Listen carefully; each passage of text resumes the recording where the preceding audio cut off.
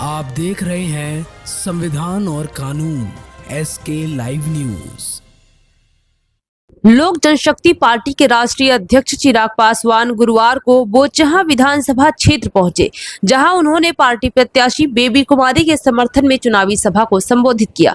सभा के दौरान चिराग पासवान ने विपक्ष पर जमकर निशाना साधते हुए कहा कि जनता का रुझान बता रहा है कि 14 नवंबर को बिहार में एनडीए की सरकार बनेगी। उन्होंने लोगों से अपील की है कि बोचहां से लोजपा को जिताकर विधानसभा में भेजें। चिराग पासवान ने भावुक होते हुए कि बेबी कुमारी को जिताना उनके पिता स्वर्गीय रामविलास पासवान के प्रति सच्ची श्रद्धांजलि होगी।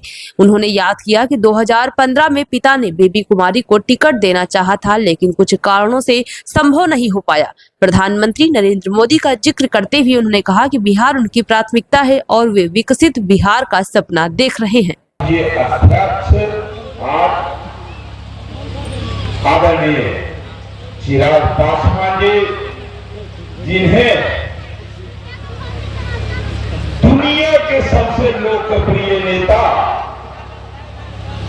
गरीबों के मसीहा, भारत के यशस्वी प्रधानमंत्री युग पुरुष नरेंद्र भाई मोदी जी के साथ काम करने का अवसर मिला हुआ है। जोरदार ताली बजाकर उन्हें स्वागत, अभिनंदन।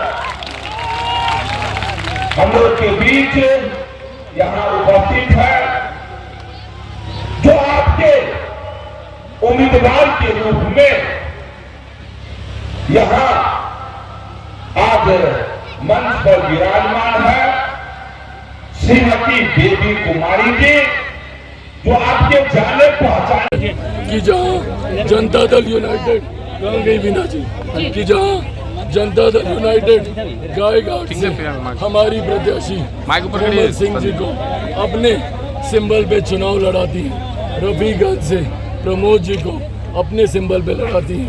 ऐसे में एक दूसरे का हाथ पकड़कर ही आगे चलना, ये गठबंधन धर्म है। कुछ प्रत्याशी मेरे उनके सिंबल पर, कुछ उनके हमारे सिंबल पर अगर आप बेबी जी की बात कर रही हैं, ये शुद्ध पिछले 10 सालों से लोजपा का ये कैडर रही हैं। 15 में मेरे नेता, मेरे पिता आदरणीय रामविलास पासवान जी ने अपने हाथों से इन्हें लोजपा का सिंबल दिया था।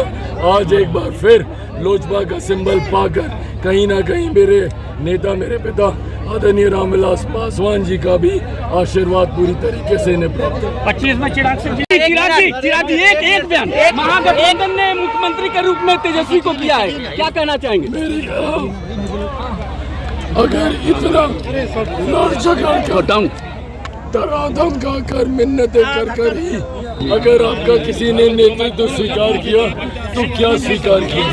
इतने समय से जो खटपट चल रही थी, ये दर्शा रही थी कि सहज स्वीकार्यता तो कम से कम महागठबंधन में तेजस्वी जी के नाम की नहीं थी। अब अगर इतनी मान मुनाफत के बाद अगर उनका नेतृत्व स्वीकार किया है, मैं नहीं मानता कि जनता तक ये विश्वास पहुंचेगा। महागठबंधन खत्म है, कोलैप्स हो चुका है। जीविका को परमानेंट करने की बात है, क्या फायदा? खबरों के लेटेस्ट अपडेट के लिए इसी तरह हमारे साथ जुड़े रहें और इस वीडियो को ज्यादा से ज्यादा शेयर करें।